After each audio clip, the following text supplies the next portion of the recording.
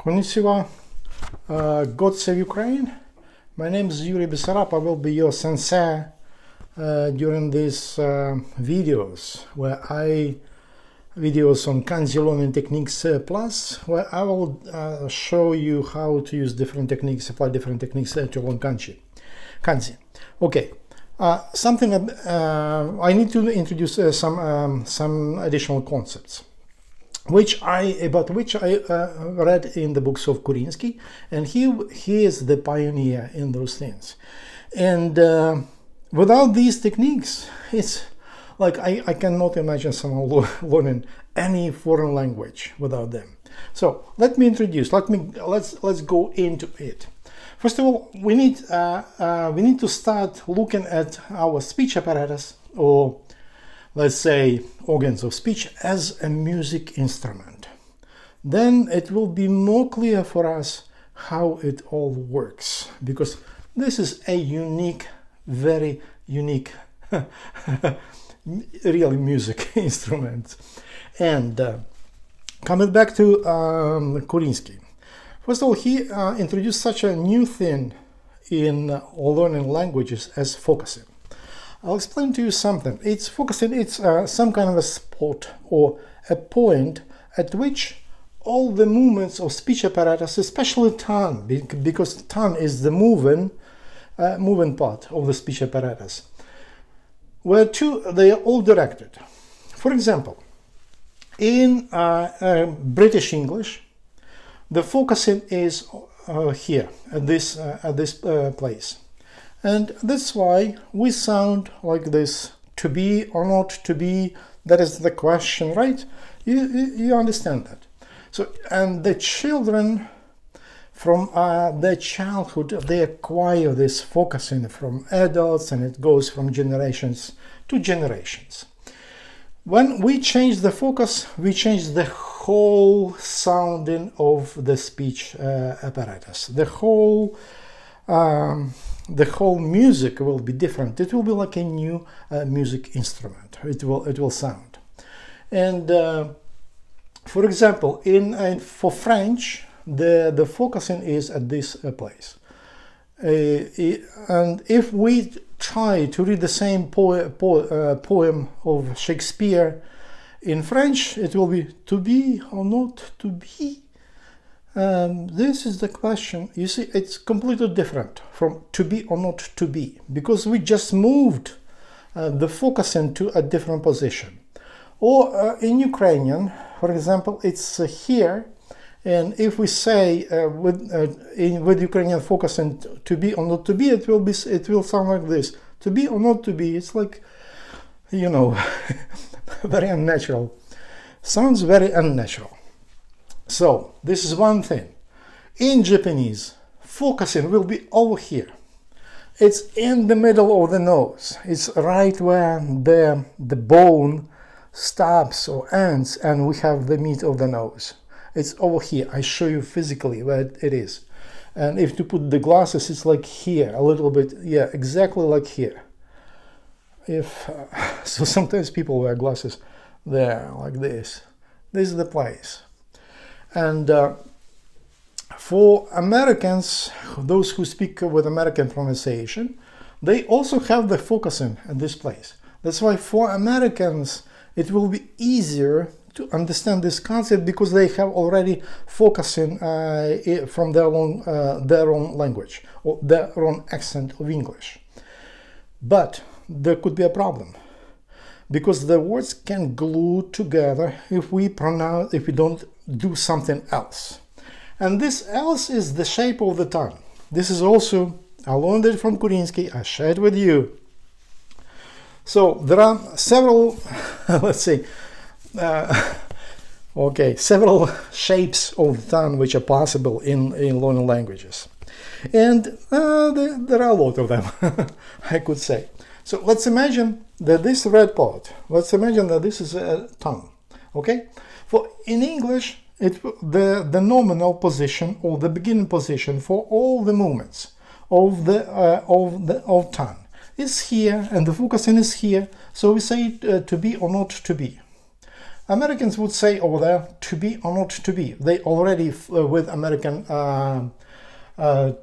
focusing, they could say that exactly the same place where focusing of Japanese is. But in Japanese, the form of the tongue is different. It will have the shape like this. So just imagine, from this position, when it turned up, we need to learn to turn and to put our position on the tongue. If we want to speak Japanese properly, we need to put into this position. Okay? And then from this position, we need to imagine that we send, with this position, we send all the movements of our speech apparatus into this place. This position of the tongue is common for Ukrainian, for French. So for Ukrainians, it's very easy to, from the point of view of pronunciation, they need just to change the focusing, and it's easier for them to learn. But we need to know something else, and I will tell you about that later. So look, the tongue doesn't have, let's say, bones, and though sometimes it's difficult for us to to open it and to turn into this position, but we need to train. It will take time, but you will be able to do it. If not, you can invite me, I will train you, and you will do it maybe quicker, or we will try to develop some individual exercises how to do that. But there are solutions. You can do it. I believe that after I finish all of this, you will be able to do it. Kurinsky introduced one more little thing, which is also important for us, which is called a decoy. Decoy is like a phrase or a word which we use just to retune from our own language. In my case, it's from Ukrainian or English or French. Yeah, let's say I will stop on this. And retune to a foreign language. In this case, retune ourselves to Japanese. For example, look at what we are doing. With this English position of the tongue, we turn it like this, okay? And we use a decoy, arigato. And we imagine when we use this word, which is very popular in Japan, you will hear it everywhere. So you will say arigato, and you will say with this focusing, but with this tongue. Not with this, but with this. Okay? And now for say that arigato correctly in Japanese way, we will go through all this system, which is, let's say, through all the sounds in Japanese from the point of view of autodidactics. Okay, this is where I start my part, where my copyright, you can put my copyright if you use it anywhere, but so use my name, mention my name, because now I will show to you what I developed from using, of course, using the books of Valery Kurinsky on autodidactics, psychological autodidactics. So this is the sound system, phonetic system, you can call it sound system, but we'll call it also movements, system of movements in Japanese language. We need to know it before even we start learning kanji. Otherwise, it's like learning to dance, learning ballet dancing without knowing how to put legs, how to put everything. Completely. So this part usually is absent in all the books, and I don't know how one can learn without it. So now you will know. We start with vowels. In Japanese, there is no e sound. Like in pit, sit, there is no such a sound. And also, but we have e. E in Japanese is not like in English. E in general, it's very difficult. It's better not to even to compare. But we have, look, a, e. First of all, what we do, the first thing what we do, we need to put our tongue into this position. We need to say the decoy in this case, arigato, trying to visualize, imagine, and feel that we send all the movements in to this point of focusing. And the tongue is quite relaxed, always. If you read the tongue is tensed somewhere, throw out that book or don't read that explanation. The tongue is always relaxed. So, ありがとう、あ、い、う、え、お. What's so difficult? Again, あ、い、う、え、お. You can repeat, you can make a pause, you can repeat after me. あ、い、う、え、お. These are vowels. That's easy. Next one. This is sounds with these vowels, but with k before them. K. This is the way we produce k, and you can make like a screenshot now. So we start all the movements in Japanese, tongue movements or movements of the speech apparatus from this position, nominal position. For ka, the back of the tongue goes to this place. It's a soft palate, it's a movable thing, then it's a bone. But soft back of the soft palate, it's movable. So, and our tongue just touches with the back of it. And we say k, and then we add ka. It will be ka. So we touch and then we give a and move back the tongue to its position, relaxed position, and then it will be and give voice. It will be ka. Here it will be ki, the same thing, ki. Then ku, ke, ko. So it's the movement is very similar, like in English when we say ki or something. The movement itself. But the sound will, because of different focusing and different position of the tongue, the sound will be a little bit different. So we are done with this. Okay. Next, and also we need to understand such a thing that movements, we divide all the movements into 3 stages. Preparatory stage, when we don't do relaxed position, then execution of the movement, and then again relaxed position. And when we use that for words, then relaxed position, the ending position or relaxation position in the end can turn into preparation to the next sound, vowel. So we are done with this. It's easy. Then next column of sounds, and usually in Japanese they use let's say consonant and vowel, and they go almost always together. So in this case it will be S, right? And so we put S here plus A, it will be and sa. But to make sa, we need to do this. From this position we approach with the front part of the tongue, we approach our teeth, and we have this focusing, okay? And we say sa, sa. So we approach it, we don't touch it, we just give a and a. So we give, and it will be sa, sa, sa. Then it will be yeah. Then we will skip this. It will be su. Then the same se, so. Okay. So these are we have already 4 sounds. This one is a little bit different. It will be si, si. From this position, the movement is the same.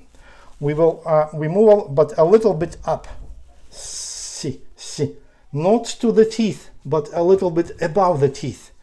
So we move the tongue over that position. Give a little room for air. Give air and sound e, and we will have si, si, si. Next, so we know this column. Next one, t. T is not like t. It will be t, t, because of this position of the tongue. So, of the tongue.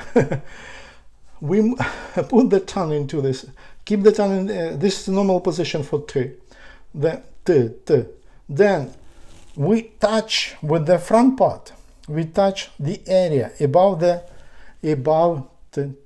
above here, above the teeth, and it will be like very much directed over there at the moment.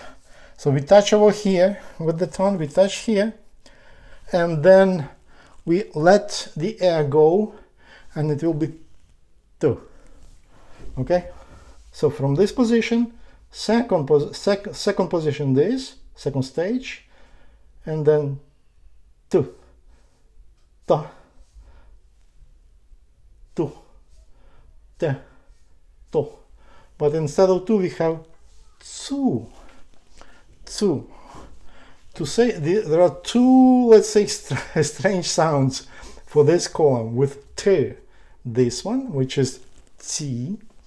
To say t, it's a brother of c. So, but with c we don't touch the hard palate, and with t we touch it, and it will be over here. T.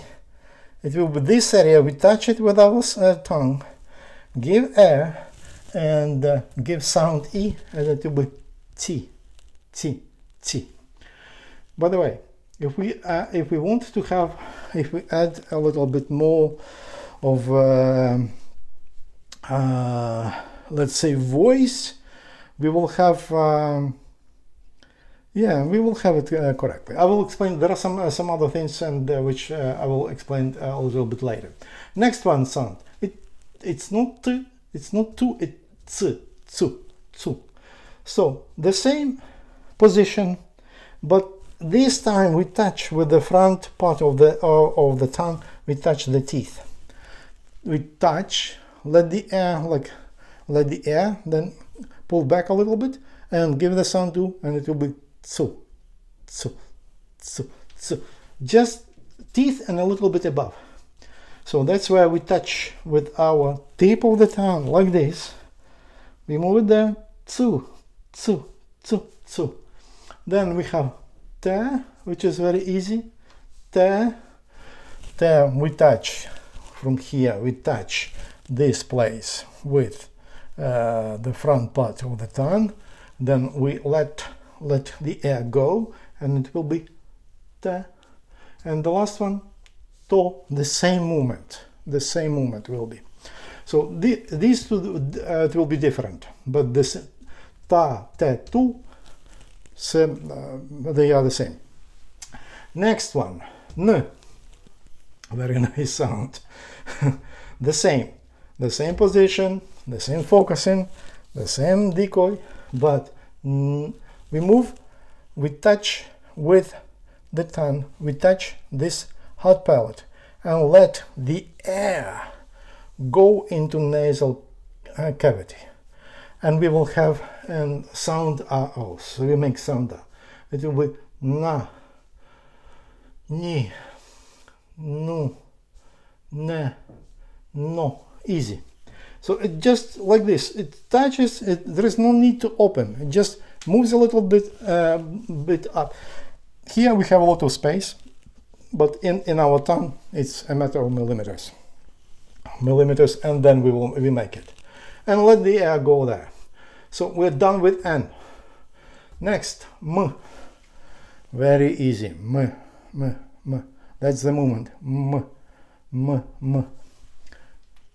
Like in English, but with different focusing, with different position of the tongue. That's why it's not like in English. Okay. M, and the same. We give the air. We put the lips together. We give air into the nasal cavity, and we'll have m. Here there will be ma, mi, mu, me, mo. Easy. Next column of sounds. It will be the column which starts with y. To make y, we need to pull a little bit the tongue, the middle of the tongue.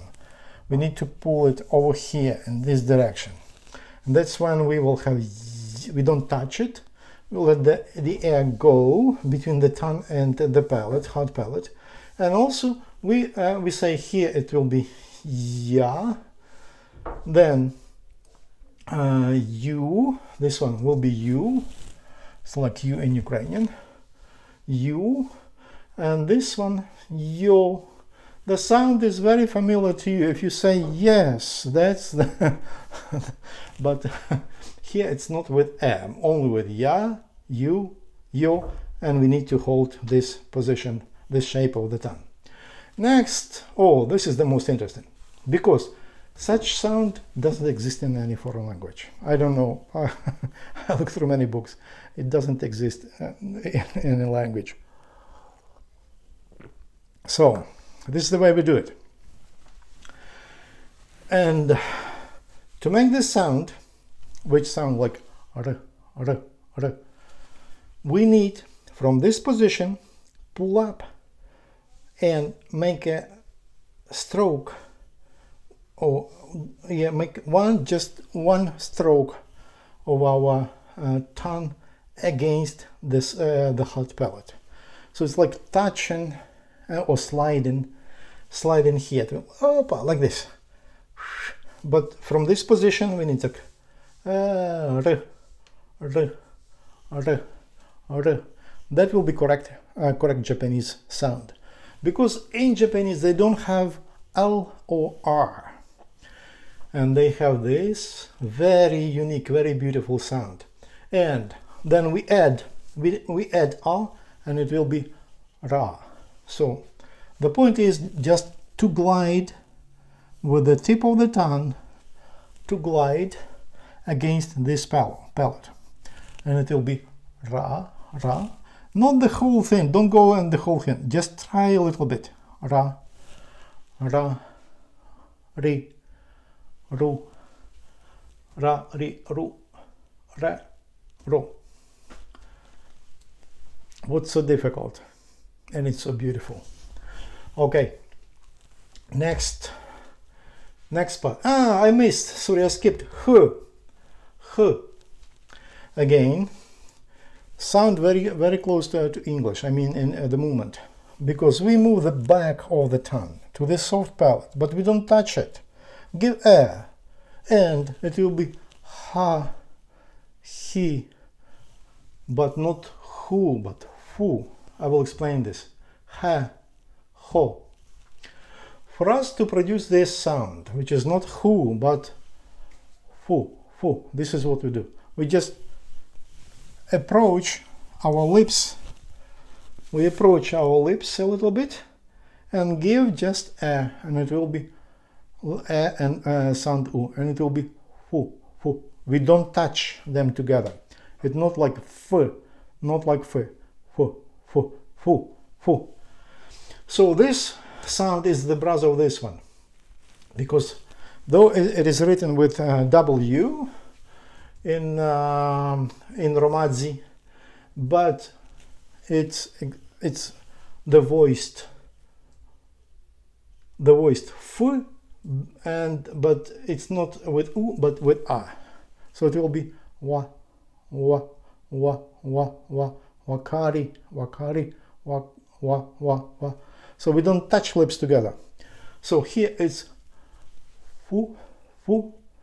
Here it's wa. It's not exactly W, like wa, window. No, window, but in very similar, very close. Not as far. We don't put our lips as far in Japanese, but just wa, wakari, watashi wa. You will say this very often. It sounds like almost okay in many sentences. Wa, there is a particle wa. Okay, this sound is exactly the brother of this. O. It will be used in different positions. You will read about, but this is exactly like this. It's O, and that's it. A little bit about this one, because there is a lot of confusion. There are two ways to pronounce this sound, and you will read in the books more details. The one way is when we say it exactly like these N sounds. So it's like, okay, with the back of the tongue, we touch this place, we send the air into the nasal cavity, and it will be. Usually it's before other voiced consonants. You will have the whole list of them, so you will find it. The other option is when it's in the end of the word and there is no other vowels which turn it into something different. And there are different options in addition to N. Yeah, it's N, N, N. No, excuse me. I explain. No. Let's start from the very beginning. There are two options. One, we read it as N, N frontal with this N frontal. It's here, and it's before certain consonants. I will not mention them here for the sake of time. And the other one is, as explained, it's N, which we have the movement itself. We have in English. It's like sitting. This is the right movement, but with a different tongue shape of the tongue, and with the different focusing. So hon, hon, hon, hon, hon. So it will be nihon, nihon. So this is when we say we have this different sound here. It's like in words in English, but it's a little bit different. Movement is very similar, but the sound is different. Whew. So here we are. If you like this, again, if you like this, okay, before I finish, I will give you one exercise because you need to do something. You know, this is hiragana. We have also katakana, which is a little bit different, but the sounds are the same. I forgot voiced. I forgot something else. Okay, look, if we add to this if we add two little dots, if you write this sound, yeah, here, do you see it? No, you don't see it. Ha ha ha. Okay, what about here? Yes, for example. Op. So if we add two to these little lines, it will be not sa but za. So we need to add z. It will be like voiced consonant. The movement here is the same. Z. No, not the same. We start with this. We touch the teeth. When we say s, we don't touch the teeth. But z, we touch it. We touch, and then we have za. Here we have it's c, and if we have it voiced again with these two dots, like here, it will be d, d. By the way, this d and this d is the same sound. So just for you not to have confusion. As soon as there is voiced, like this sound, this mark, it will be voiced. It will be d, d, d. So here we move su, zu with these marks. Then se, ze, so, zo. In the middle of the word, it could be not zo or ze, but zo. Za, za, zu, ze, zo. In the middle of the words. And you will read the rules how exactly. I don't want to explain everything just for the sake of time. It's already half an hour. But if there are specific questions, maybe I will make a separate video on this. So how to make, if we have these two sounds with t, for example, t column, and we have these two marks, okay? Let me use this. Okay, with t, so it will be da, da, di, zu, de, do. When we have these two with ha, when we have these two things, two dots, two lines, it will be ba. So ba is very easy to pronounce. Ba, ba, ba, bi, bu, be, bo. But if there is a little circle like this, it will be p, but not p with like with inspiration, but just p. So it will be pa, pi, pu, pe, po.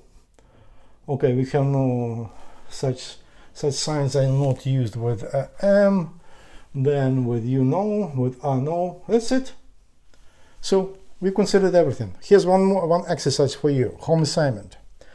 So whenever you stop every sound, like during this video, you stop and train, you stop and train, you stop and train, until you understand clearly the movement of your tongue from this position in order to produce one or the other sound.